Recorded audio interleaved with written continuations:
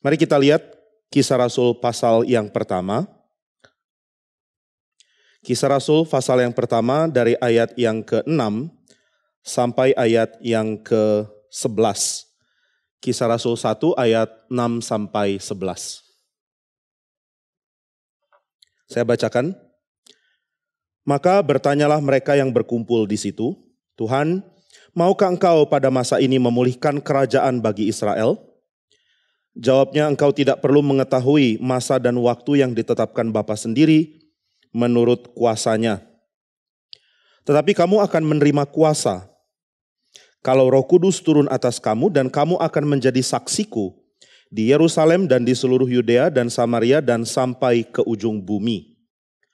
Sesudah ia mengatakan demikian, terangkatlah ia disaksikan oleh mereka, dan awan menutupnya dari pandangan mereka. Ketika mereka sedang menatap ke langit, waktu ia naik itu, tiba-tiba berdirilah dua orang yang berpakaian putih dekat mereka, dan berkata kepada mereka, hai orang-orang Galilea, mengapa kamu berdiri melihat ke langit?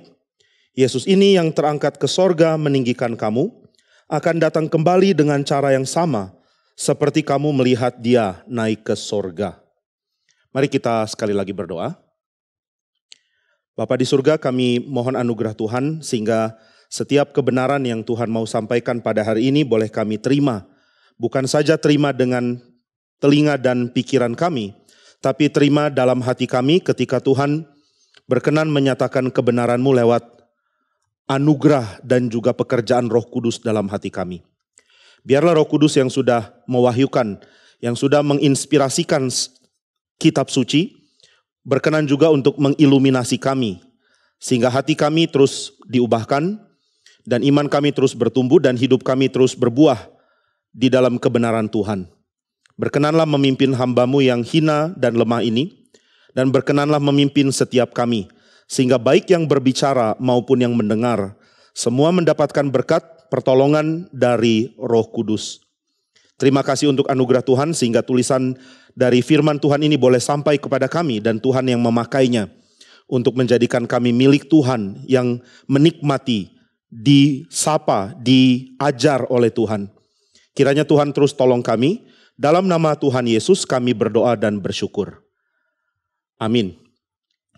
Saudara sekalian, kita bersyukur karena di dalam kitab suci begitu banyak cara yang dipakai di dalam tulisannya untuk menjelaskan tentang pernyataan Allah. Nah, ini kata yang bagian pertama yang akan kita sama-sama selidiki, yaitu mengenai Allah yang menyatakan diri. Allah menyatakan diri. Nah, saudara, ini pengertian yang kita pikir kita sudah tahu, Allah menyatakan dirinya, tetapi Alkitab membagikan kepada kita tentang pernyataan yang selalu melampaui apa yang kita bisa antisipasi. Jadi kalau kita mengatakan kita mau Allah hadir misalnya, tapi kita seringkali mengkerdilkan arti kata itu. Kita bahkan tidak bisa jelaskan apa itu Allah hadir. Mungkin kita bisa berpikir bahwa ada semacam sensasi, oh Allah hadir, sehingga kita mengatakan Allah hadir di tempat ini, atau Allah hadir karena dia berfirman, atau Allah hadir karena aku merasakannya, dan apapun itulah. Tapi sebenarnya tema Allah hadir ini tema besar sekali di dalam Alkitab. Karena ya sebenarnya tidak mungkin Allah yang melampaui seluruh alam yang dia ciptakan bisa ditangkap dan dipahami oleh ciptaannya. Jadi kalau Tuhan itu lebih besar dari segala hal yang ada di dalam ciptaan, bahkan lebih besar dari seluruh ciptaan, lebih besar dari manusia, lebih besar dari apa yang bisa kita pikirkan bahkan, maka tentu pernyataan Allah adalah sesuatu yang tidak segampang itu bisa dijelaskan. Bagaimana jelaskan Allah yang gak mungkin sebenarnya, bagaimana memahami Allah yang gak mungkin, tetapi Allah rela menyatakan diri. Nah, ini kan tema penting dari penekanan teologi firman, bahwa Allah itu adalah Allah yang berbicara, Allah yang menyatakan diri, Allah yang membuat dirinya dikenal, Allah yang inisiatif sehingga orang bisa mengenal siapa dia. Bukan kita yang mempunyai kemungkinan untuk tahu, karena itu sama sekali gak mungkin. Nah, maka kalau Allah yang mempunyai inisiatif, lalu Allah menyatakan diri kepada kita, pernyataan diri Allah ini akan dilakukan dengan cara yang berlimpah, akan dilakukan dengan cara yang berbagai macam. Nah, ini yang sebenarnya sedang dinyatakan di dalam kitab suci. Saudara tidak akan menemukan Allah dinyatakan di dalam hanya satu cara saja, tapi ada begitu banyak cara yang kaya untuk menyatakan siapa Allah. Saudara, di dalam di dalam lecture-nya, di dalam kuliah yang diberikan oleh seorang namanya Karl Barth, lalu itu menjadi buku namanya Göttingen Dogmatik. Di dalam bagian buku itu dia mengatakan, kalau kita melihat sifat dari manusia, lalu mengatakan bahwa ini adalah keseluruhan kemanusiaan. Satu sifat dianggap seluruh kemanusiaan. Itu berarti kita akan membuat kemanusiaan jadi sempit sekali karena cuma dilihat dari satu sisi. Dan Barth meneruskan dengan mengatakan, demikian juga kalau kita melihat kepada Allah, lalu cuma melihat satu hal atau satu sudut pandang, atau satu perspektif tentang dia, lalu menganggap bahwa inilah keseluruhan Allah, maka sesungguhnya kita sedang menyembah berhala, kata Barth. Jadi menyembah berhala tidak tentu berarti saudara sujud kepada misalnya kepada patung atau kepada dewa-dewa ini atau itu. Nah, saudara, ada satu hal yang menarik ya yang pernah dibahas oleh seorang pemikir dari Jerman juga namanya Gadamer. Dia pernah mengatakan bahwa berhala-berhala itu adalah semacam usaha manusia untuk memahami di dalam keinginan untuk lihat cuma satu sisi gitu ya. Jadi bagi Gadamer menyembah berhala berarti saudara melihat kebenaran cuma dari satu sisi. Tidak bisa melihat bahwa ada kemungkinan untuk memandang kebenaran atau melihat kebenaran. Dan kita sebenarnya sedang dikurung dengan satu pemikiran yang salah. Lalu kita memutlakkan pikiran itu dan mengatakan seluruh realita adalah pikiran kita. Jadi segala sesuatu yang ada di dalam alam ini bisa saya tafsirkan. Nah, ini kritik terhadap pikiran dari seorang namanya Hegel yang bisa melihat seluruh alam, bahkan Allah, di dalam satu framework yang sepertinya dia lihat dari luar. Ini benar-benar menakjubkan ya. Ada orang bisa lihat seluruh keberadaan dan dia soroti dari luar. Padahal dia cuma seorang biasa yang sangat terbatas gitu ya. Nah, maka kalau kita memahami Allah cuma dari satu sisi, lalu kita mengatakan, nah ini loh Tuhan. Tuhan itu yang seperti ini. Kita sebenarnya sedang menyembah berhala. Kalau kita mengatakan Allah itu adalah kasih adanya dan itu benar. Tapi kita lupa bahwa Allah juga bisa murka dan menghukum. Akhirnya kita akan menyembah Allah yang adalah kasih dan itu tidak salah. Tapi memutlakkan bahwa cuma ini dan tidak ada yang lain yang bisa dipahami dari diri Allah. Berarti kita sedang membentuk berhala. Nah, Alkitab tidak mau tentunya kita menyembah berhala dan Alkitab juga tidak mau kita menyembah Tuhan seolah-olah kita sedang menyembah berhala. Kita kerdilkan dia meskipun kita tetap sebut Allah Abraham, Allah Ishak, Allah Yakub. Tapi kita kerdilkan dia. Dan lihat dia hanya di dalam cara yang sempit seperti dunia ini memandang ilahnya. Ya kita bersalah, kita menyembah berhala. Nah, itu sebabnya waktu Allah menyatakan diri di dalam kitab suci, Allah melakukannya dengan cara yang sangat beragam. Di dalam kitab Kejadian misalnya, cara Tuhan menyatakan diri dengan kitab Keluaran. Waktu Tuhan menyatakan diri di kitab itu, saudara lihat perbedaan yang besar sekali. Yang Tuhan nyatakan di Kejadian tidak ada di Keluaran. Yang Tuhan nyatakan di Keluaran tidak terlihat di Kejadian. Nah, kalau orang gak mengerti akan mengatakan ini dua buku yang dikarang oleh tradisi yang beda. Yang satu menyembah ilah ini, yang satu menyembah ilah itu. Tapi mereka tidak mengerti bahwa Allah jauh lebih besar dari ilah manapun. Sehingga penggambaran tentang Allah dalam Alkitab itu tidak mungkin berulang dengan cara yang sama persis. Saudara bahkan bisa lihat ini konsisten sampai di perjanjian baru. Termasuk cara perjanjian baru menggambarkan Yesus Kristus misalnya. Waktu dia ada di bumi setelah dia naik dan waktu Yohanes melihat siapa dia, gak sama loh. Ada banyak keragaman, ada banyak sudut pandang, ada banyak perspektif tentang Kristus. Bahkan seorang teolog perjanjian baru pernah mengatakan, dia ahli surat-surat Paulus. Dia mengatakan Paulus itu tidak pernah berbicara tentang salib dua kali dengan cara yang sama. Nah, ini jadi PR ya, saudara boleh cek dari Roma sampai Filemon. Sampai Filemon. Paulus tidak pernah ulangi menjelaskan salib dengan cara yang sama. Selalu ada keragaman cara dia membahas Yesus yang mati bagi kita. Nah, maka saudara sekalian, Alkitab menyatakan Allah dengan cara yang sangat berlimpah. Ini adalah firman Tuhan yang memperkenalkan tentang Tuhan dengan cara yang sangat berlimpah. Nah, maka salah satu cara Allah menyatakan diri di dalam kitab suci adalah melalui malaikat. Nanti ini kita akan bahas di dalam kitab Kisah Rasul. Allah menyatakan diri juga lewat malaikatnya. Nah, bagaimana kita memahami pernyataan Allah lewat malaikatnya ya? Saudara, kalau kita selidiki di dalam kitab suci, kita akan sadar bahwa Pernyataan Allah lewat malaikat pun rumit, limpah, dan beragam sekali. Malaikat itu digambarkan dengan berbagai cara loh. Begitu limpah caranya. Saudara tidak menemukan juga pernyataan Allah yang dinyatakan lewat kehadiran malaikat yang persis sama misalnya. Selalu ada keragaman. Ada kalanya ada malaikat yang seperti manusia biasa. Lalu Alkitab juga pernah memasukkan pengertian tentang malaikat lewat sebuah kisah di mana malaikat itu dianggap seperti Allah dan malaikat itu seperti tidak keberatan. Ada bagian lain di mana malaikat itu digambarkan sebagai api. Di dalam kitab Ulangan misalnya, di dalam kitab Ulangan itu dikatakan Allah datang dari gunung, dari tempat Edom. Lalu dia datang ke atas gunung, maksudnya tentu gunung Sinai. Di tengah kehadiran orang-orang kudus. Nah itu kalau di terjemahan Indonesia dikatakan melalui di tengah-tengah orang-orang kudus. Tapi kalau kita lihat di dalam pengertian orang Yahudi, yang dimaksudkan itu bukan orang-orang kudus, tapi di tengah-tengah malaikatnya yang banyak. Jadi waktu Tuhan menyatakan Taurat di Gunung Sinai, Tuhan menyatakannya di tengah-tengah kehadiran malaikat yang banyak. Ini sebabnya surat Ibrani mengatakan, kamu tidak datang ke Gunung Sinai, tapi kamu datang ke Yerusalem yang baru itu, yang berlimpah dengan kesenangan, yang ada banyak malaikatnya gitu ya. Jadi ini paralel. Malaikat menyatakan kehadiran Tuhan, tapi pengertian atau gambaran tentang malaikat di dalam Alkitab pun ada banyak dan beragam sekali. Nah maka waktu kita mau selidiki tentang tema ini, kita akan menemukan bahwa ternyata tidak semudah yang kita pikir. Ternyata penjelasan Alkitab tentang malaikat pun tidak sesimpel itu ya.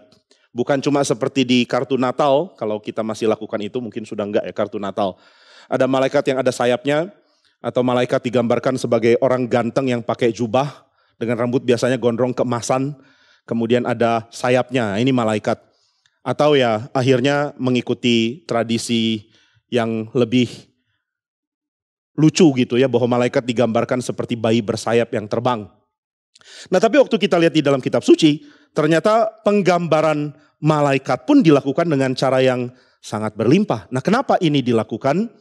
Saudara, ada seorang teolog Jerman bernama Michael Welker.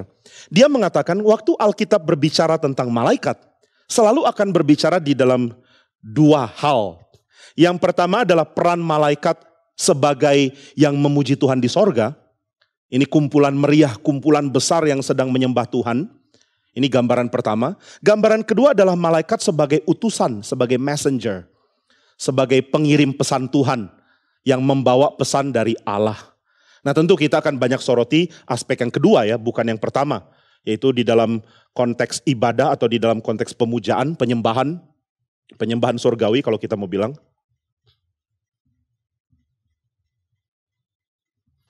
Tapi kita akan lihat yang kedua yaitu sebagai messenger, sebagai pembawa pesan dari Tuhan. Pembawa pesan dari Allah. Nah, kita akan sorot yang ini yang lebih banyak. Nah saudara, kalau kita punya utusan, kita bawa seorang untuk jadi utusan kita misalnya. Saya misalnya mau ke tempat saudara untuk saya mau kasih saudara hadiah kejutan, mau kirim makanan ke saudara. Ini cuma contoh untuk PA ya, jadi jangan tagih. Misalnya saya mau kasih makanan ke saudara, lalu saya lakukan itu dengan cara kirim lewat GoFood. Gak boleh sebut merek, sorry. Dengan, kalau bukan itu.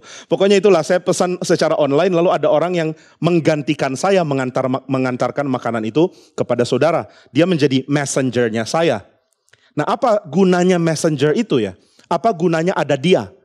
Gunanya adalah dia itu menjadi ekstensi saya. Menjadi perpanjangan saya. Dia membuat saya seperti bisa hadir di dua tempat. Saya ada di Bandung dan saya ada di rumah saudara gitu kan lewat utusan saya. Jadi saya ada di sini sekaligus saya ada di rumah saudara bawain pizza misalnya. Tetapi tentu itu bukan saya, itu utusan saya. Tapi karena saya utus seorang utusan, maka saya seperti bisa berada di dua tempat sekaligus. Sehingga bagi manusia, utusan itu punya makna atau punya tugas sebagai yang membuat kita seperti bisa lebih dari satu hadirnya. Ada dua saya gitu ya. Nah tapi kalau kita lihat di Alkitab, waktu Tuhan utus malaikat menjadi pembawa pesannya, kasusnya enggak begitu. Ini mungkin jadi pertanyaan kita kan, loh kalau Allah maha hadir, ya Allah aja langsung ngomong, kenapa harus lewat malaikat? Sehingga waktu Allah menyatakan dirinya atau menyatakan pesannya lewat kehadiran malaikat, malaikat yang bawa pesannya. Yang Tuhan mau tekankan atau yang Alkitab mau tekankan tentang peristiwa itu adalah bahwa Tuhan itu adalah Tuhan yang sedang membuat dirinya itu seperti terbatas. Tuhan adalah Tuhan yang seperti membuat dirinya itu berada di dalam keadaan terbatas. Dia mereduksi kemuliaannya lewat kehadiran malaikat. Jadi lain dengan kita, utusan membuat kita mengekspand diri kita. Tetapi waktu Allah mengirim utusannya, yaitu malaikat, Allah melakukan itu karena dia ingin mereduksi pernyataan dirinya. Karena kita tidak mungkin tampung pernyataan dirinya yang sepenuh-penuhnya tentunya. Jadi waktu Allah pakai utusan, dia sedang mereduksi pernyataan kemuliaannya. Dia sedang membatasi dirinya, nah itu lebih tepat ya. Membuat dirinya menjadi imanen, membuat dirinya menjadi terbatas. Terbatas di dalam kehadiran sang utusan.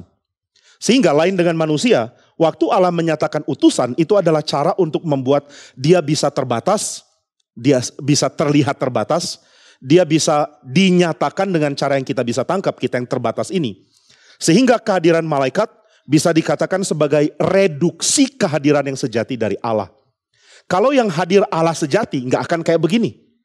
Kalau seluruh gunung Sinai itu penuh dengan malaikat, lalu efeknya itu seperti penuh api, ya malaikat identik dengan api kalau di dalam kitab Keluaran, api dan awan juga, dan yaitu ya tiang api dan tiang awan. Tiang api identik dengan memberikan terang bagi Israel. Nah maka saudara sekalian, kehadiran malaikat itu digambarkan seperti api yang memenuhi gunung Sinai. Tetapi yang mau dinyatakan lewat kehadiran malaikat yang seperti api itu adalah bahwa ini merupakan reduksi, versi reduced dari kalau Tuhan yang hadir secara benar, secara utuh kemuliaannya. Karena kalau Tuhan yang benar-benar hadir di situ, apinya nggak akan sekecil itu gitu. Dan saudara akan bilang, hah itu kecil? Seluruh gunung terbakar dibilang kecil. Saudara bayangkan ya kalau pergi ke Tangkuban Perahu, oh ini konteks Bandung lah. Ya di Jakarta nggak ada gunung anyway. Saudara pergi ke Tangkuban Perahu dan biasanya Tangkuban Perahu punya penyakit ketutup awan. Agak-agak mirip Sinai sih, tapi nggak ada apinya. Dan kalau Tangkuban Perahu penuh api tentu itu pemandangan yang dahsyat. Seluruh gunung Sinai penuh api itu pemandangan dahsyat, tetapi ternyata itu adalah reduksi dari kalau Tuhan yang hadir. Kalau Tuhan yang hadir nggak akan sekecil itu loh. Dan itu membuat kita makin gentar. Ini adalah versi reduced, versi dikurangi, versi minim dari kehadiran Tuhan yang sejati. Wah ini menggentarkan sekali. Berarti kehadiran malaikat menyatakan sesuatu yang sifatnya lebih reduktif ketimbang kalau Tuhan sendiri yang hadir. Dan Tuhan tidak izinkan kemuliaan wajahnya dipandang di atas gunung Sinai. Maka ketika Musa minta melihat wajah Tuhan, Tuhan tidak izinkan Musa lihat wajah. Tuhan izinkan Musa lihat bagian belakang. Nah ini beda dengan siapapun yang memandang kepada Kristus. Karena di dalam Injil Yohanes dikatakan tidak seorang pun melihat Allah. Tentu ini referensinya adalah Israel di Keluaran. Kalau saudara baca Yohanes 1, saudara akan lihat referensi keluarannya banyak di situ. Sehingga tentu kita nggak usah lari kemana-mana tafsirkan itu, apalagi sampai ke kitab Tripitaka atau apa, nggak ada kaitan tentunya. Nah tapi saudara sekalian yang dinyatakan itu adalah tidak seorang pun melihat Allah, yaitu orang Israel di Gunung Sinai, termasuk Musa bahkan. Tapi anak tunggal Allah atau Allah yang adalah sang anak, Allah yang diperanakkan, itu bahasa yang indah sekali ya. Allah anak atau sang Allah yang diperanakkan atau anak Allah, dialah yang menyatakannya. Jadi saudara nggak bisa lihat wajah Allah. Tapi kalau saudara lihat Kristus, saudara lihat apa yang Musa nggak bisa lihat. Ini menakjubkan sekali ya. Jadi kehadiran Kristus bukan versi reduced, ini yang unik. Kehadiran Kristus somehow diajar oleh Tuhan sebagai puncak dari pernyataan Tuhan. Nah ini kita nggak bahas sekarang, mungkin nanti kapan-kapan. Maka malaikat membawa pesan dari Allah. Dan waktu malaikat menyatakannya, dia menyatakannya dengan memberikan versi yang reduced dari kemuliaan Tuhan dibanding kalau Tuhan sendiri yang hadir. Nanti kalau Tuhan sudah hadir di dalam kedatangan Kristus kedua, malaikat tidak lagi jadi bawa pesan, tapi malaikat menjadi bersama dengan kita, menjadi yang melakukan penyembahan sorgawi dan kita ikut di situ. Nah ini hal pertama yang kita mau lihat tentang malaikat. Jadi malaikat itu menyatakan Allah dengan cara yang berlimpah. Lalu saudara sekalian, kalau kita lihat juga di dalam perjanjian lama, ada banyak sekali tentu pernyataan Allah yang Allah nyatakan lewat malaikat. Malaikat kadang memberi pesan tentang ini, tentang itu, limpahnya bukan main. Tetapi ada satu aspek yang unik yang saya mau soroti. Ini bukan satu-satunya tentu, tapi ada satu aspek yang unik tentang kehadiran malaikat. Yaitu waktu malaikat hadir, malaikat itu seperti membukakan kepada manusia sebuah realita lain tentang kehadiran Allah. Oke, saya coba sedikit eksplorasi itu ya. Jadi waktu malaikat itu, yang saya mau soroti ini, waktu malaikat itu menyatakan kehadiran Tuhan, dia melakukannya dengan memperkenalkan mode kehadiran Allah yang baru. Ini salah satu, bukan satu-satunya yang malaikat lakukan. Misalnya waktu Abraham melihat ada orang sedang berjalan, ada 3 orang. Orang Yahudi percaya 2 orang itu adalah malaikat dan 1 adalah Allah. Jadi malaikat mendampingi waktu Allah menyatakan diri. Dan ini pernyataan yang belum dicatat sebelumnya. Dari waktu Allah mencipta di Kejadian 1 sampai waktu Allah bertemu dengan Abraham, belum pernah dicatat kehadiran Allah yang modelnya seperti ini. Seperti orang yang sedang melakukan perjalanan. Lalu Abraham undang makan bersama dan ternyata Alkitab menyatakan kepada kita, oh ini ternyata Allah loh. Allah yang menyapa Abraham seperti seorang manusia datang ke kemah orang lain lalu ajak bicara orang itu. Ini pernyataan yang unik dan indah sekali. Lalu kita lihat di dalam kitab Keluaran misalnya, pernyataan Allah yang baru sekarang, yaitu Allah menyatakan kehadirannya dengan efek yang luar biasa, fenomena yang seperti alami tapi melampaui apapun yang pernah dilihat, seperti awan, api, kemudian seluruh gunung menyala. Nah ini kehadiran Tuhan yang juga disertai oleh malaikatnya. Jadi malaikat memperkenalkan kepada umat Tuhan bahwa Allah itu adalah Allah yang limpah sekali. Kita tidak bisa dikurung dengan satu pernyataan kehadiran Allah lalu mengatakan, oh ini loh Allah, Allah tuh mesti kayak begini. Itu sebabnya ketika orang Israel, saya tulis di mana ya? Ini bisa saudara lihat nggak? Bisa, saudara nggak bisa jawab ya? Oke. Orang Israel ketika melihat Gunung Sinai dengan yang penuh kemuliaan Allah, itu tidak diharuskan untuk balik ke Gunung Sinai terus kan? Kehadiran Tuhan yang mereka lihat ketika 10 hukum diberikan, ketika Tuhan berbicara kepada Musa adalah di atas gunung.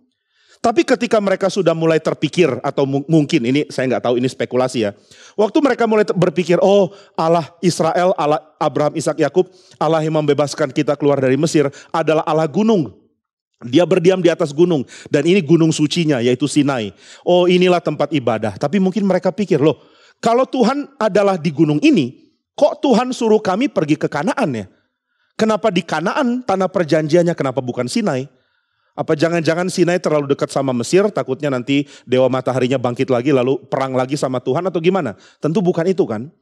Nah orang Israel belajar memahami Allah yang mobile. Atau ya bukan mobile apa? Allah yang berjalan bersama dengan mereka. Karena pengalaman di Sinai itu akhirnya dibawa ke kemah suci. Apa yang orang Israel lihat di Sinai, akhirnya mereka lihat ada di kemah suci. Jadi kemah suci adalah perpetuating the Sinaitic experience. Kalau mau pakai istilah dari seorang Jepang namanya Kyuchi, tapi dia pakai bahasa Inggris. Membuat kekal pengalaman Sinai. Pengalaman Sinai dipindahkan ke kemah suci. Lalu orang Israel belajar tentang satu lagi tambahan pengertian tentang Allah. Ternyata Allah bukan Allah gunung, tapi Allah adalah Allah yang hadir bersama umatnya. Allah adalah Allah yang berdiam bersama dengan kita loh. Kita berkemah, Allah juga berkemah. Kita jalan, Allah juga jalan. Kita bergerak, Allah juga bergerak. Allah tuntun kita dan kita berjalan bersama dengan Dia. Waktu kita berjalan kita gulung kemah kita dan kemah Tuhan pun digulung, disimpan. Kemudian mereka berjalan. Waktu harus berhenti, kemah mereka dibuka, mereka berdiam di kemah dan kemah Tuhan pun dibuka. Oh ternyata Tuhan seperti ini. Sehingga Tuhan menyertai mereka berjalan ke Kanaan. Sampai di Kanaan pun mereka belajar untuk memahami Allah di dalam cara yang sangat berlimpah. Allah yang penuh cinta kasih, Allah yang bisa murka, Allah yang menyatakan hikmat, Allah yang adalah Allah yang seperti suami dari umatnya yaitu Israel, Allah yang seperti bapa bagi anak-anaknya dan banyak gambaran yang lain. Nah jadi ini yang kita bisa lihat bahwa malaikat menyatakan kehadiran Tuhan di dalam cara yang baru yang orang harus bisa pelajari. Demikian ketika terjadi inkarnasi, kehadiran malaikat pun bisa dikaitkan dengan pernyataan lain lagi dari Allah. Yang orang Israel banyak tersandung di situ. Karena ternyata Allah jadi manusia. Oh saudara, di saat kita pikir kita sudah kenal Allah, kita dapat tantangan lagi. Ternyata Allah menyatakan diri dengan cara yang belum pernah ada orang bisa pertimbangkan atau pikir sebelumnya. Nah ini repotnya ketika kita berusaha mengenal Allah, lalu mengurung pemahaman kita akan Allah di dalam kesempitan berpikir kita. Ya kita cuma sanggup berpikir segini, lalu kita pikir Tuhan segini. Begitu Tuhan latih kita untuk memperluas cara kita berpikir, untuk bisa menampung wahyu Tuhan lagi, pernyataan Tuhan tentang dirinya, kita nggak mau. Kita nggak mau memperluas cakrawala berpikir kita, padahal Tuhan ingin kita terus bertumbuh di dalam mengenal Dia. Dan saudara, bertumbuh di dalam mengenal Dia berarti kita juga perluas cakrawala kita untuk melihat Tuhan. Kalau kita mengurung Dia dengan cara yang kita pahami saja, lalu menolak untuk bergumul untuk memahami Dia dari sudut pandang yang lain, sesuai dengan yang Alkitab latih untuk kita miliki, sulit bagi kita untuk bertumbuh di dalam iman. Maka jangan bilang, oh saya sih gak terlalu ngerti lah tentang siapa Tuhan. Saya kan bukan mahasiswa teologi. Biar pendeta-pendeta aja tuh yang teolog-teolog yang doktrinnya keren-keren yang ngerti. Saya sih orang awam, biar aja saya bodoh terus. Saudara, bodoh terus membuat kita jatuh seperti orang Farisi loh. Orang Farisi belajar terus. Tapi cakrawala pemahaman tentang Tuhan mereka tidak siap untuk diperbesar terus. Mereka tidak siap dikagetkan oleh pernyataan Tuhan. Padahal Tuhan sudah nyatakan di dalam kitab nabi-nabi, aku akan mengerjakan hal yang akan bikin semua kaget. Tapi orang Farisi gak kaget. Saya ingat salah satu bagian dari khotbah pendeta Stephen Tong, dia bilang saya ini orang yang gampang kaget. Ya ada bagusnya loh gampang kaget. Gampang kaget bikin kita gampang kagum. Begitu lihat sisi baru dari Allah, Allah kok begini ya, terpujilah Tuhan. Oh ternyata Tuhan begini, terpujilah Tuhan. Bahagialah orang yang begitu loh. Tapi kalau saudara cuma ngerti dalam cakrawala yang terbatas, yang cuma segitu aja, susah kaget. Karena sudah tahu kok, Tuhannya begini. Tuhan itu apa? Ya haleluya puji Tuhan lah, pokoknya dia gitulah. Dia bagaimana? Ya gitu, penuh cinta kasih, aku doa didengar, aku minta apa langsung dikasih. Nah itu Tuhan, sudah gak usah ditambah-tambah lagi, pokoknya dia begitu. Kalau ada yang lain saya tolak. Ya, akhirnya kita pilih-pilih ayat karena kita terganggu dengan ayat-ayat lain yang menggambarkan Tuhan dengan cara yang beda dengan cakrawala kita. Akhirnya cakrawala yang sempit gak sanggup menampung pernyataan Tuhan. Dan kita akan dibuang oleh Tuhan. Karena kita gak mau kenal Dia kok ternyata. Siapa yang mau kenal Tuhan harus siap dikagetkan dan ditantang untuk perluas cakrawalanya. Ini juga yang dialami oleh seorang muda. Tadi saya sudah kutip ya, Karl Barth waktu masih muda. Saya pernah membaca tentang peristiwa ketika dia naik ke menara dari sebuah gereja. Lalu dia menara bel, lonceng. Dia mau lihat pemandangan dari situ tapi dia jatuh. Untung dia sempat pegang tali lonceng. Tapi karena dia pegang tali lonceng, lonceng itu bunyi dan seluruh desa dengar. Seluruh wilayah itu dengar bunyi lonceng. Bayangkan berapa kerasnya orang yang ada di bawah lonceng itu seperti waktu itu Barth. Maka waktu loncengnya bunyi tang tong tang, dia rasa seperti kepalanya mau pecah. Lalu ketika dia turun dia mengatakan ini baru encountering bell gitu ya. Ini baru bertemu bell. Bagaimana kalau bertemu Tuhan? Kagetnya enggak segini, bisingnya lebih dari ini. Nah itu salah satu gambaran tentang kehadiran Tuhan yang coba dipahami oleh manusia yang fana dan terbatas ini. Kita ini begitu terbatas tapi Tuhan rela membatasi dirinya. Rela menjadi seperti finite, menjadi terbatas. Supaya kita bisa kenal Dia. Tapi keterbatasan yang Tuhan rela kurung dirinya dengan itu. Justru tetap luas bagi kita dan menuntut kita untuk memperluas keterbatasan kita loh sebenarnya. Allah sedang challenge, Allah sedang tantang kita untuk kenal Dia dengan cara yang limpah. Mari kita ucap syukur dan jalankan apa yang Tuhan mau nyatakan. Karena ada bahagia yang besar ketika kita boleh mengenal Tuhan dengan cara seperti ini. Ever increasing knowledge. Terus bertambah di dalam mengenal Dia. Nah maka inkarnasi itulah yang dinyatakan dengan kehadiran malaikat juga. Ada malaikat nyanyi. Para penyembah sorgawi itu. Dan juga ada pembawa pesan, yaitu Gabriel yang berbicara kepada Maria. Dan uniknya di dalam tradisi later Judaism, di dalam tradisi Yudaisme belakangan, malaikat Gabriel itu diidentikan sebagai malaikat yang bikin turmoil, bikin kacau politik. Dialah yang akan bikin bangsa naik, dia akan bikin raja naik, tentu dalam perintah Tuhan ya. Gabriel adalah utusan Tuhan. Jadi Gabriel disuruh, ayo naikkan raja ini, dan Gabriel yang lakukan. Gabriel yang lakukan, turunkan raja ini. Itu kuasa Tuhan yang Tuhan izinkan dieksekusi oleh malaikatnya, yaitu Gabriel. Maka kalau orang Yahudi baca kisah Lukas, ketika Gabriel berbicara dengan Maria, mereka langsung tahu, ini malaikat politik loh. Dia nggak urusin yang lain. Dia nggak urusin seorang muda yang mendadak hamil, atau yang akan hamil. Dia nggak ngurusin pertunangan seorang remaja dengan seorang laki-laki. Dia bukan pengurus telenovela atau sinetron, enggak ada kaitan. Oh, Gabriel turun, kenapa? Ada anak muda mau nikah, ini bagus ya. Lalu malaikat bilang, nanti dapat anak ya, baik-baik ya, nanti gendong anak ya, nanti kasih tahu saya kalau anak sudah lahir, saya biar temenin kamu gendong. Enggak, ini malaikat urusin politik, urusin raja-raja. Satu-satunya alasan kenapa Maria diajak bicara dan diberikan janji oleh Gabriel dari Tuhan adalah karena ini adalah ibu raja. Kalau bukan ibu raja ya nggak usah Gabriel yang datang. Jimmy Pardede aja gitu ya. Selamat ya mau nikah ya, saya dengar ya. Selesai. Nah maka saudara, Tuhan menyatakan dirinya dengan cara yang menakjubkan, yaitu menjadi manusia, dan malaikat hadir di situ. Nanti ada pernyataan yang agung lagi, yaitu kebangkitan, dan malaikat pun hadir di situ.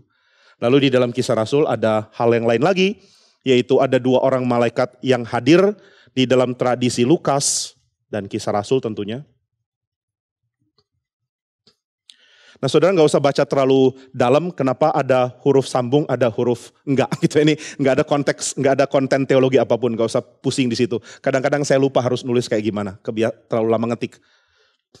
Nah jadi saudara sekalian, di dalam tradisi Lukas dan Kisah Rasul, kehadiran malaikat di dalam peristiwa akhir dari kehidupan Yesus sampai kenaikannya, ya Lukas mencatat ketika kubur kosong ada malaikat, Kisah Rasul mencatat ketika Yesus naik juga ada malaikat.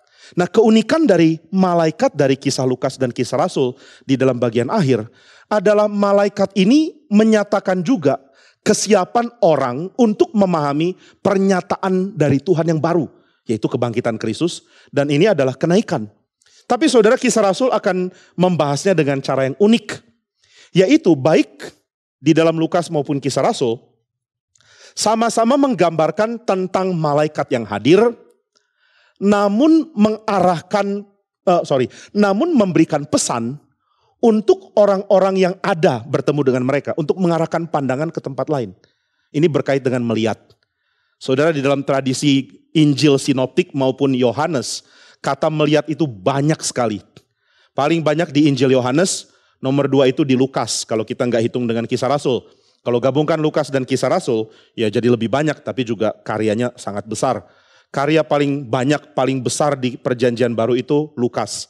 Nomor 2 adalah Kisah Rasul. Jadi ini memang 2 tulisan terbesar. Jadi ya kita bisa bilang Yohanes adalah yang paling banyak secara perbandingan dengan tebalnya membahas tentang melihat. Lalu nomor 2 adalah Lukas. Nah jadi kata melihat di dalam Injil itu seringkali dibagikan. Melihat adalah sesuatu yang bukan cuma sekadar memandang sesuatu dapat informasi dari yang kita lihat. Tidak. Melihat adalah sebuah pilihan.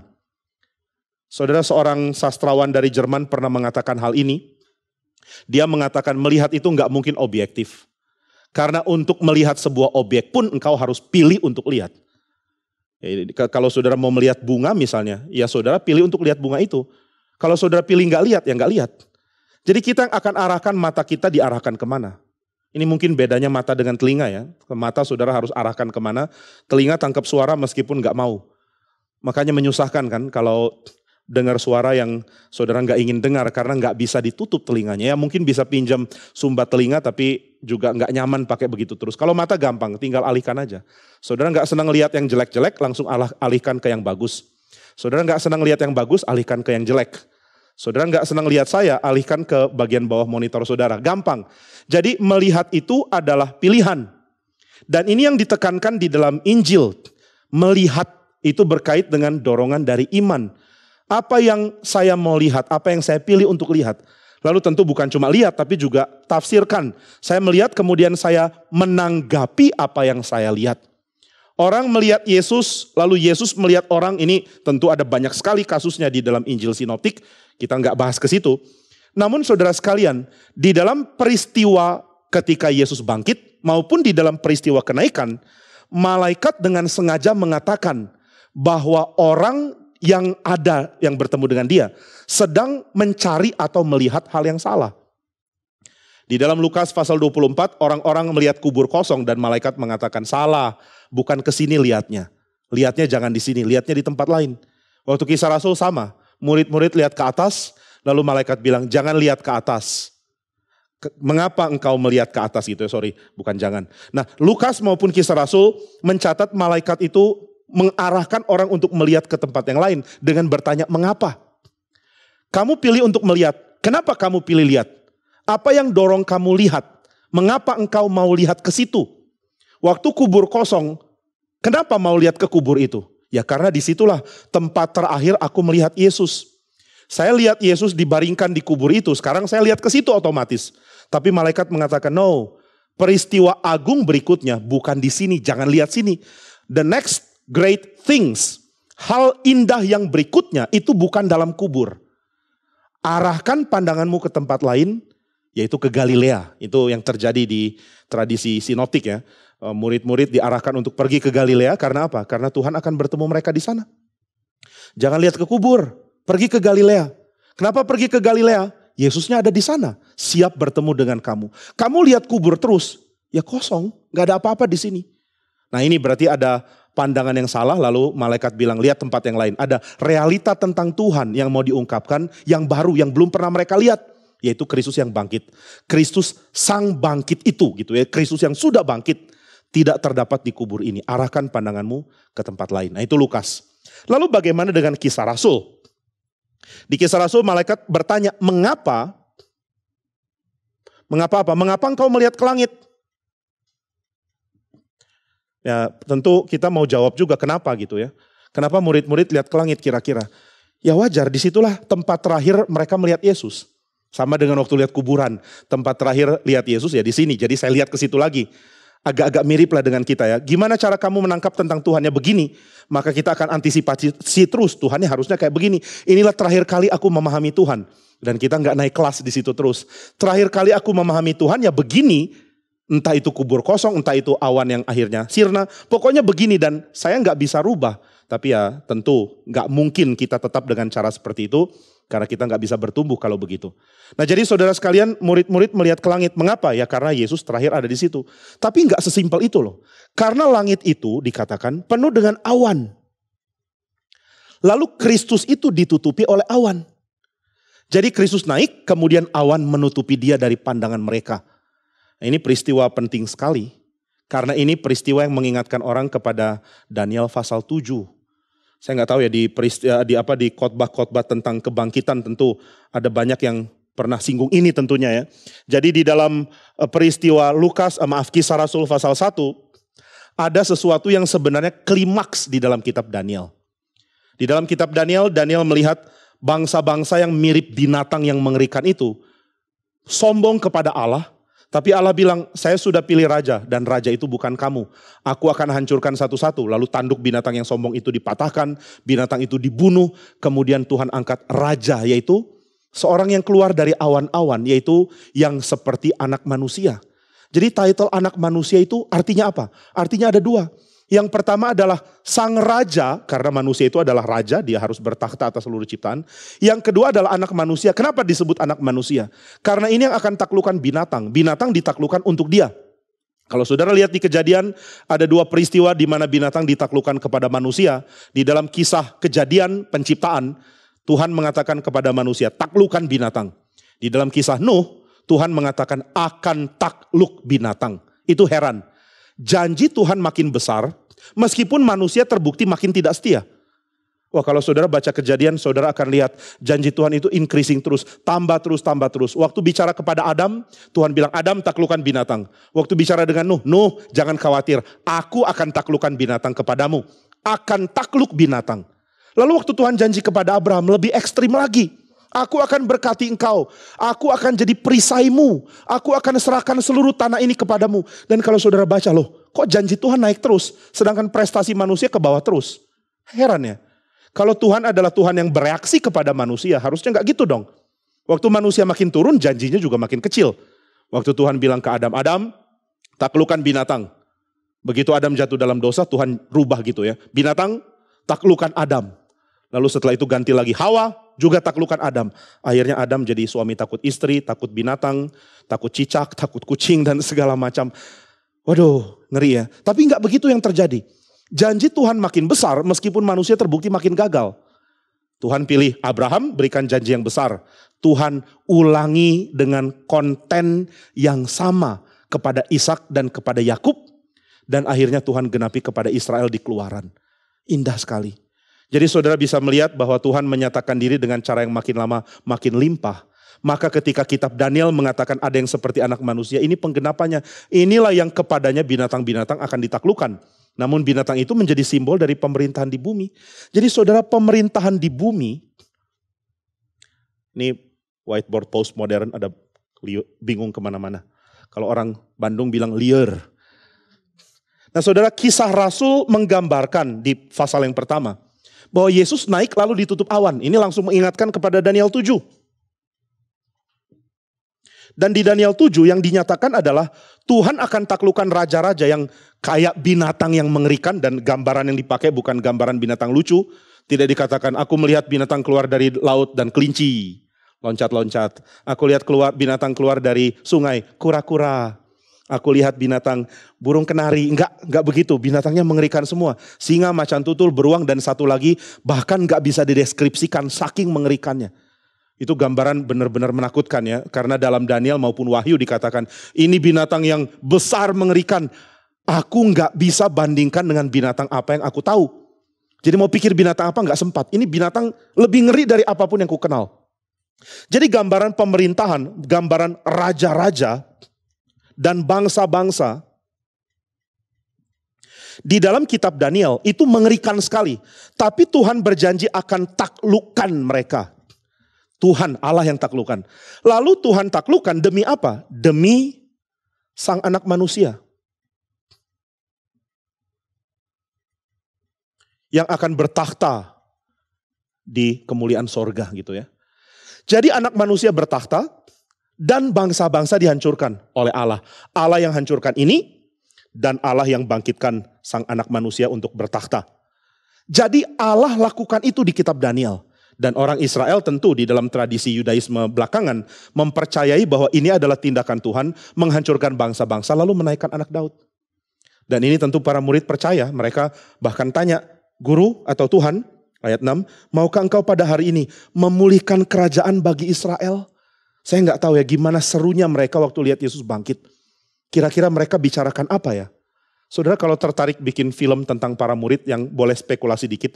Saya nggak tahu sebesar apa spekulasi diizinkan, tapi ya melihat C.S. Lewis kayaknya lumayan oke lah ya di dalam tradisi Kristen atau Reform.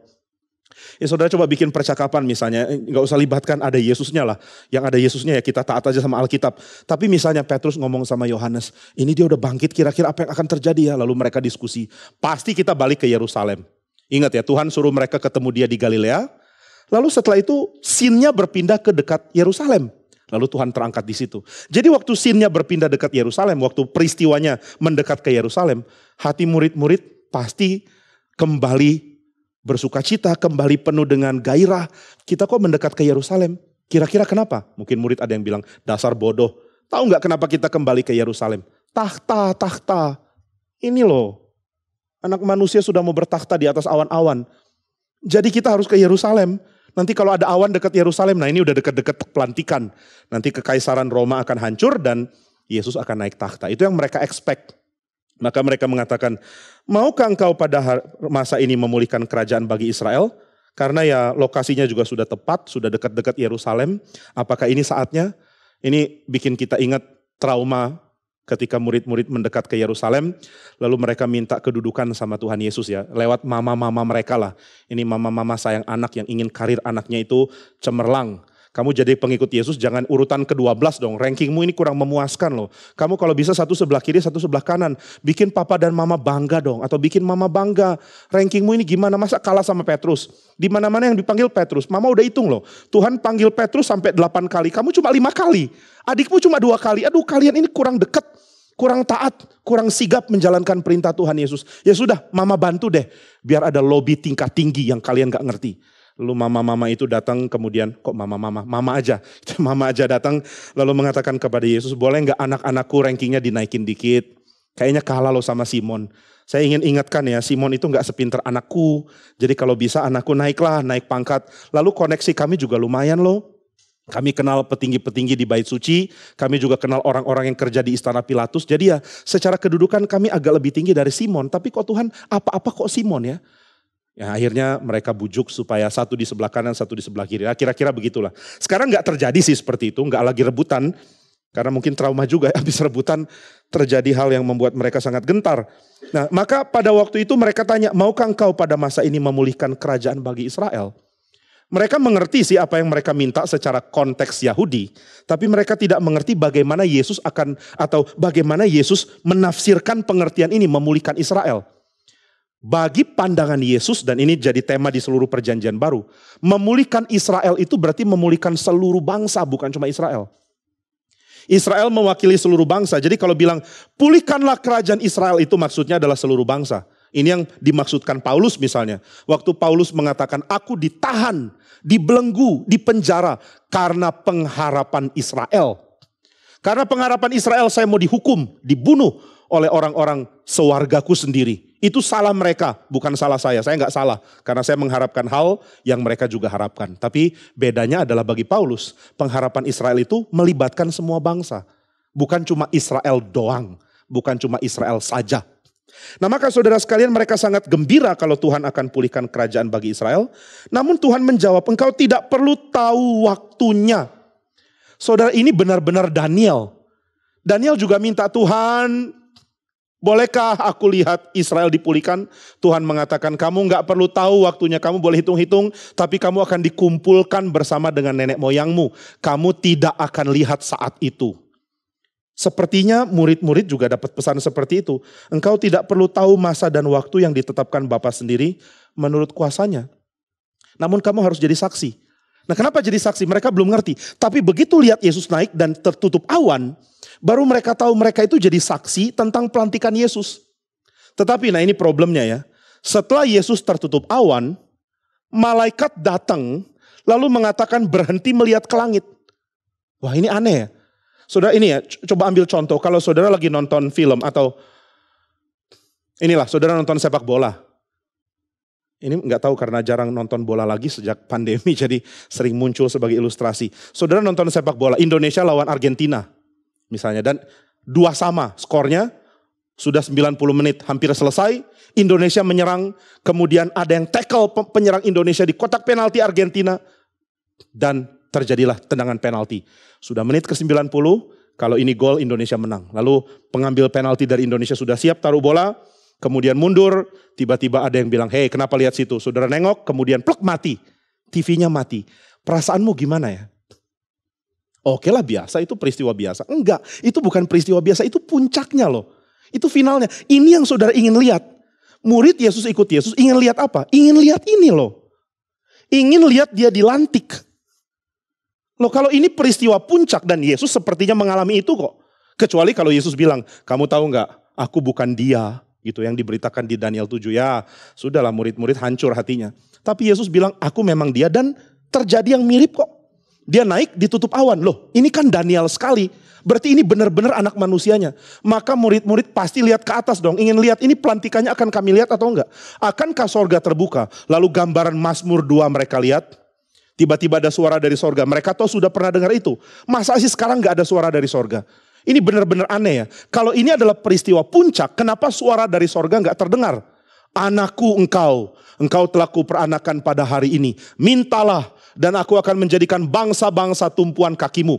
Atau Mazmur yang mengatakan bahwa aku akan hancurkan bangsa-bangsa dengan tertawa. Mereka coba menghancurkan kuk yang diberikan oleh Tuhan. Tapi Tuhan sudah mengangkat rajanya di gunungnya yang kudus.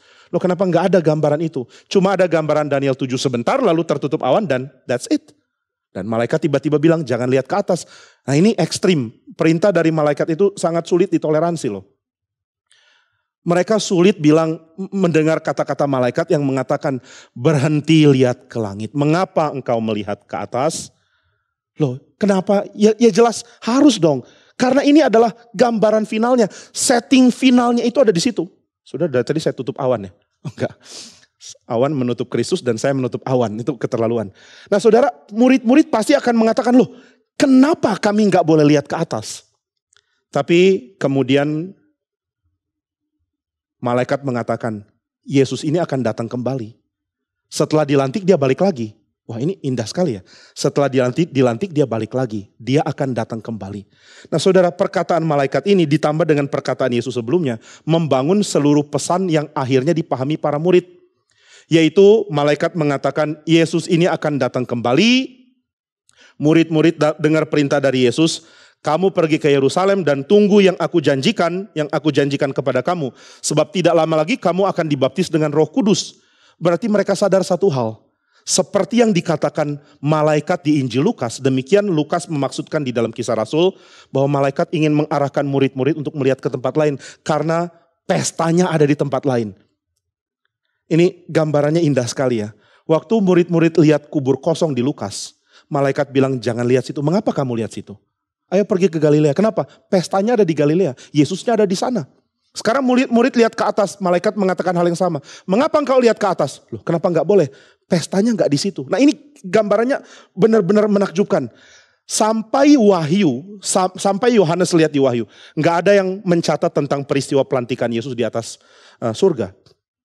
Daniel mencatat itu, Mazmur di beberapa tempat seperti memberikan kesan sedikit tentang Kristus yang dimahkotai, tentang anak Daud atau tentang anak Allah atau tentang tentang sang raja yang dimahkotai itu. Gambaran di perjanjian lama ada beberapa. Tapi dari Injil, Kisah Rasul, bahkan surat-surat Paulus, tulisannya enggak muncul. Lukisan tentang peristiwa itu seperti hilang. Nah apakah ini penggenapan? Kalau penggenapan kok enggak muncul? Munculnya belakangan di Wahyu. Nah kenapa ya? Kenapa setting surga itu tidak menjadi utama di dalam Kisah Rasul? Enggak ada peristiwa yang diharapkan murid-murid terjadi. Karena apa? Karena di dalam kitab Kisah Rasul, pelantikan sang anak yang adalah Mesias yang muncul dari awan-awan, itu bukan cuma bisa dinikmati di surga. Peristiwanya di surga, iya, tapi ada live stream ke bumi. Ada live streamnya ke bumi. Live streamnya itu di mana? Live streamnya itu mulai dari Yerusalem, Yudea, Samaria, sampai ujung bumi, yaitu Roma kalau dalam Kisah Rasul. Loh ini loh yang terjadi, pelantikan Yesus kamu nikmati di sini. Mulianya dia kamu nikmatinya bukan lihat ke atas. Mulianya dia itu kamu nikmati dengan jadi saksi.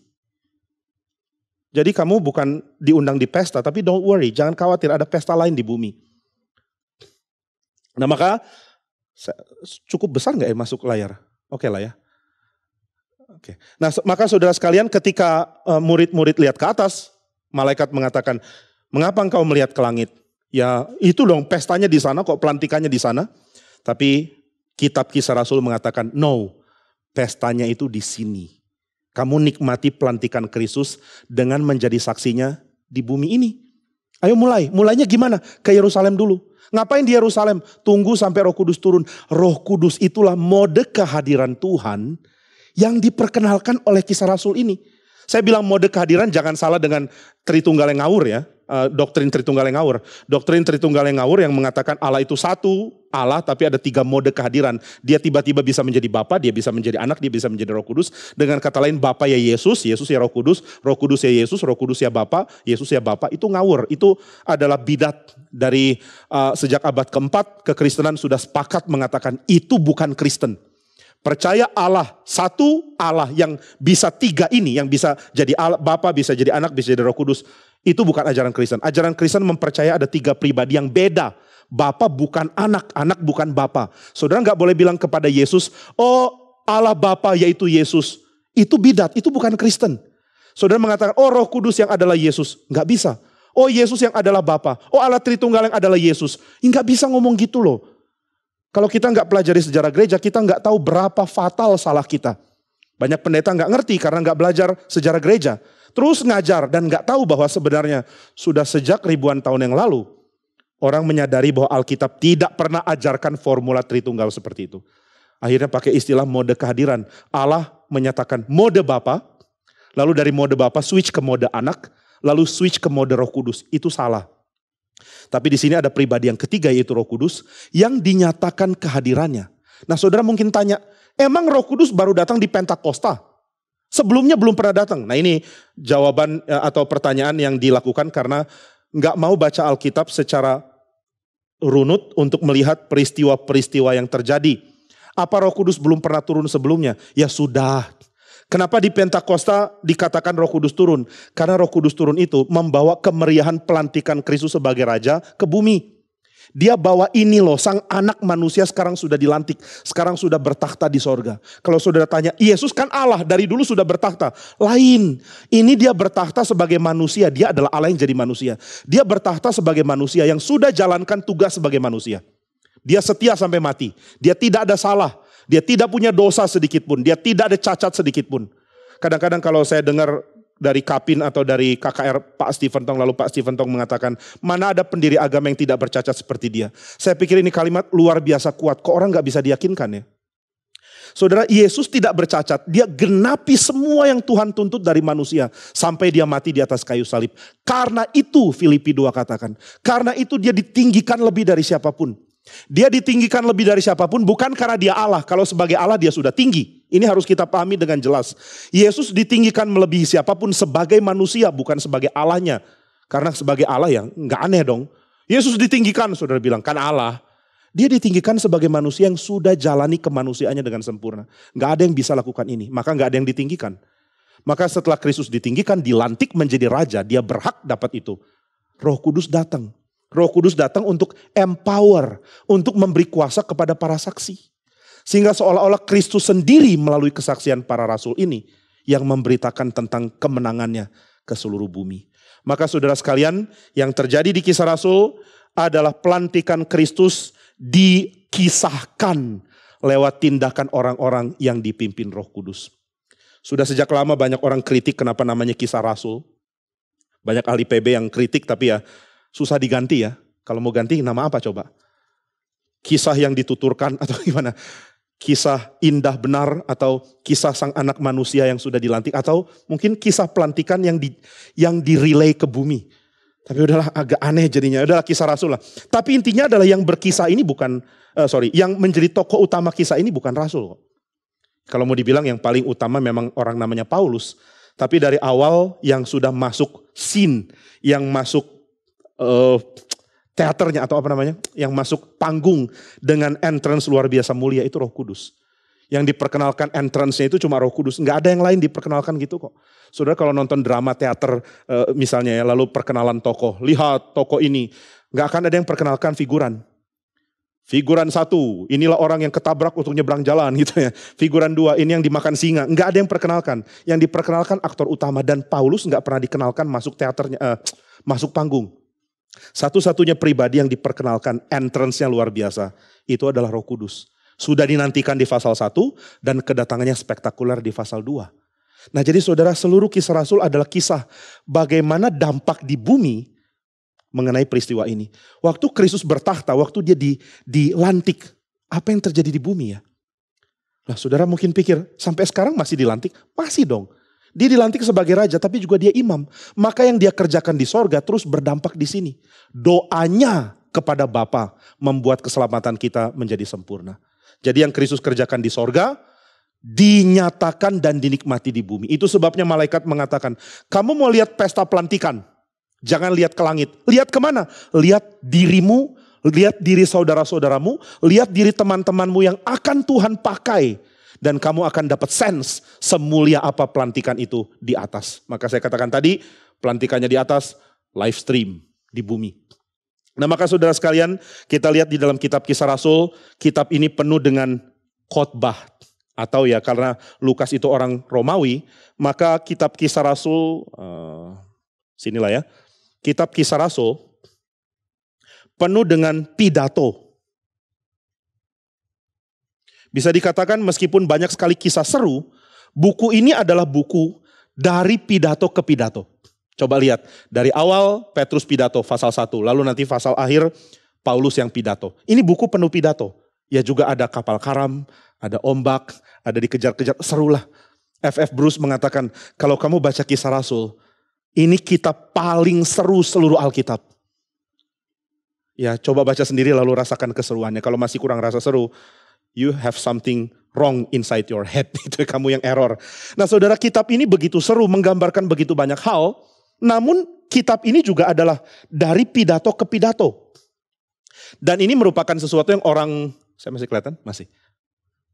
Oke, nggak penting sayanya, yang penting Kisah Rasul. Nah saudara, dari pidato ke pidato itu yang dicatat di dalam kitab Kisah Rasul, dan karena pembaca kitab Kisah Rasul adalah orang baik Yahudi maupun Romawi pun bisa baca ini, Theophilus, siapapun itu yang dituju oleh Lukas kemungkinan adalah orang Romawi, maka orang Romawi sangat kenal dengan yang namanya retorika.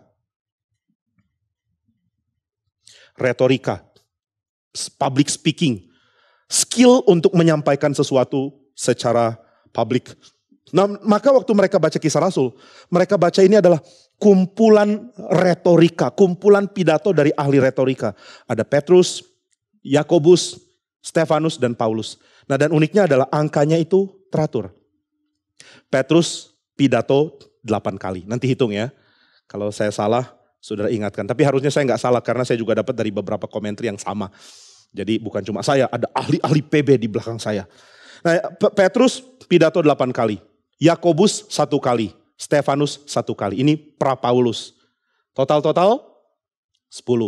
Paulus pidato berapa kali? 10. Lalu ada 4 lain, yang 4 itu pidato ngawur. Gitu ya, ada pidato orang Yahudi yang jilat-jilat gubernur dan lain-lain. Nah jadi ada 10 pidato untuk orang Yahudi kalau mau bilang. 10 pidato di dalam pelayanan Paulus. Petrus 8, Stefanus 1, Yakobus 1, Paulus 10. Kalau saudara bilang, kenapa Paulus lebih banyak dari yang lain? Ya tanya Lukas. Tapi jawabannya saya sih duga karena dia banyak habiskan waktu dengan Paulus. Itu aja. Bukan karena Paulus lebih hebat dari yang lain. Ingat ini kisah tentang Roh Kudus anyway. Nah jadi saudara sekalian, ini adalah tentang retorika-retorika yang indah yang dipahami oleh orang Romawi.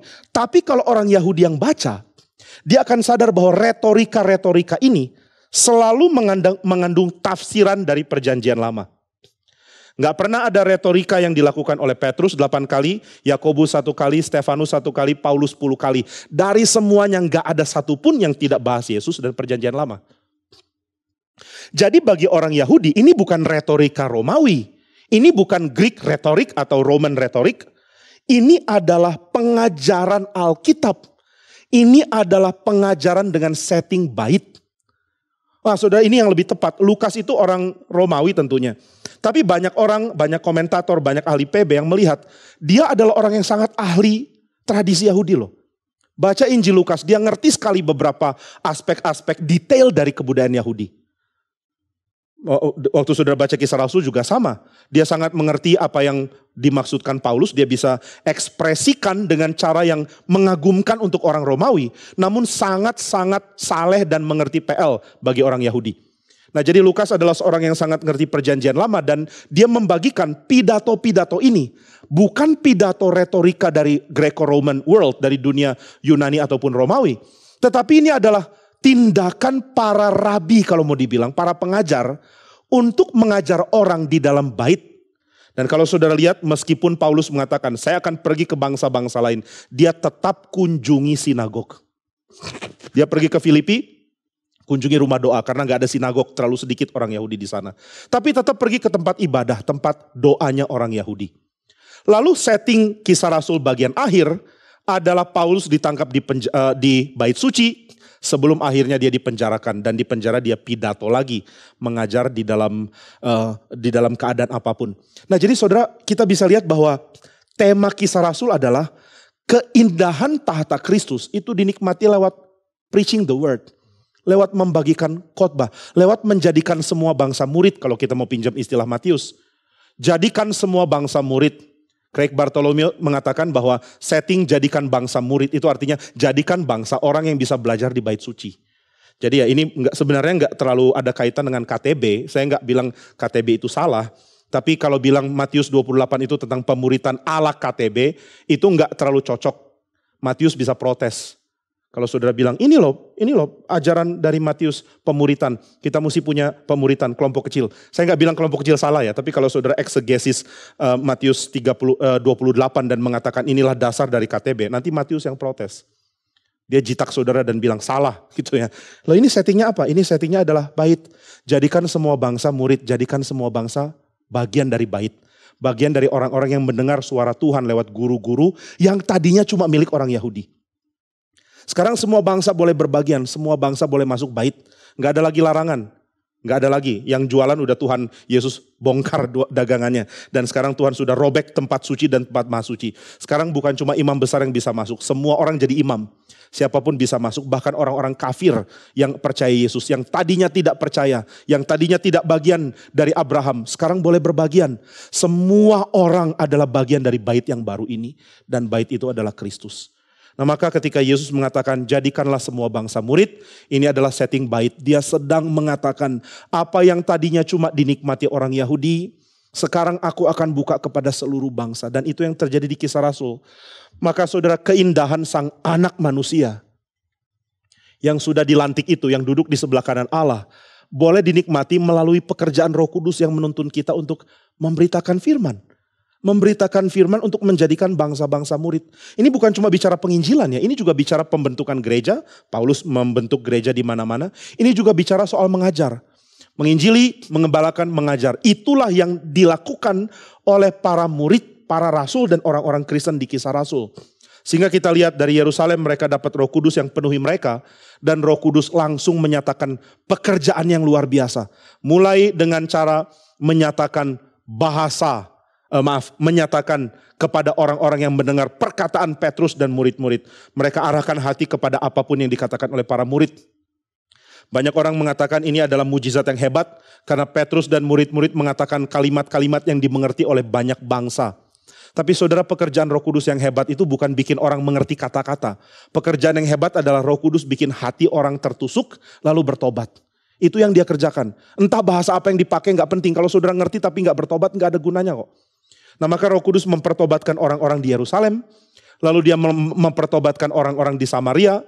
Dia mempertobatkan Cornelius. Dia mempertobatkan orang-orang di Antioquia. Dia mempertobatkan orang-orang di Alexandria. Dia mempertobatkan orang-orang di mana-mana. Di Efesus, di Korintus. Sampai akhirnya di Roma. Dan dari situ kita bisa melihat bahwa sang raja ini adalah sang raja yang dampaknya langsung terlihat di bumi. Apa yang Kristus nikmati bukan cuma sorga. Karena dia akan kembali ke bumi dan dia akan lihat semua yang dikerjakan Roh Kudus akan berhasil. Sehingga Kristus akan datang kembali ke bumi, mengklaim bumi sebagai kerajaannya. Dan umat sudah akan terbentuk waktu dia datang kembali. Yesus pernah mengatakan ketika anak manusia datang kembali, akankah dia temukan iman? Karena pekerjaan Roh Kudus dia akan temukan dengan sempurna. Orang-orang ini akan datang kepada sang raja yang sudah dilantik. Dan raja itu akan menginaugurasikan kerajaan sorga dengan sempurna di bumi. Dan semua orang yang sudah disiapkan akan menyambut kedatangan dia. Nah maka inilah yang terjadi ketika Kristus naik ke sorga. Ada sesuatu yang unik. Tuhan mengundang bangsa-bangsa untuk melakukan ibadah. Loh, kenapa ibadah? Karena kalau kita lihat dari kitab Daniel dan nanti dijelaskan di dalam kitab Wahyu, ketika Kristus dilantik, ketika itu sedang terjadi ibadah. Malaikat memuji dia, tua-tua semua sujud, orang-orang melemparkan mahkota di kepalanya kepada kaki Yesus. Waktu dia sudah menerima tahta. Ada ibadah yang begitu megah dan indah. Dan saudara, apa yang terjadi di bumi? Yang terjadi di bumi adalah melalui pidato, melalui khotbah. Petrus, Stefanus, Yakobus, dan Paulus, dan juga kita semua orang-orang lain, dan kita sendiri yang memberitakan firman, sedang mengajak orang untuk beribadah menyembah sang raja itu. Sehingga di mana-mana terdengar lagu pujian kepada sang raja, hormat bagi sang raja. Kita dengar nyanyian, mahkotailah Kristus. Kita mendengar nyanyian, dia yang sudah ditinggikan menjadi raja. Kita mendengar nyanyian, dia yang sekarang duduk di sebelah kanan Allah di mana-mana di seluruh bumi. Bukan cuma Yerusalem, di seluruh bumi. Maka saudara, Tuhan sedang undang, mari beribadah. Ibadahnya kemana? Mengarah ke surga. Kepada dia yang sedang dilantik. Kepada dia yang sedang didudukkan di tahtanya. Mari beribadah, mari hai bangsa-bangsa. Dan ini menggenapi Yesaya 40, Yesaya 45, menggenapi kitab-kitab nabi-nabi, menggenapi apa yang dinubuatkan di Yoel. Dan akhirnya menggenapi apa yang dikatakan di dalam Injil. Ketika kitab Injil mengatakan ada suara berseru-seru. Suara Yohanes Pembaptis, suara dari para murid, suara dari para rasul dan suara orang-orang Kristen terus dikumandangkan membuat orang sujud ke arah raja yang sekarang sedang dilantik. Ini indah sekali dan kiranya Tuhan menguatkan kita untuk hidup sebagai orang Kristen yang berjuang, memberitakan firman, mendidik orang-orang untuk kenal Tuhan kemana-mana. Karena dia sudah jadi raja, dilantik, dia sudah bertakhta dan dia bahkan menjalankan tugasnya sebagai imam dengan duduk di sebelah kanan Sang Bapa. Kiranya Tuhan memberkati, mari kita berdoa. Bapa di surga, kami bersyukur karena keindahan firman-Mu begitu luar biasa.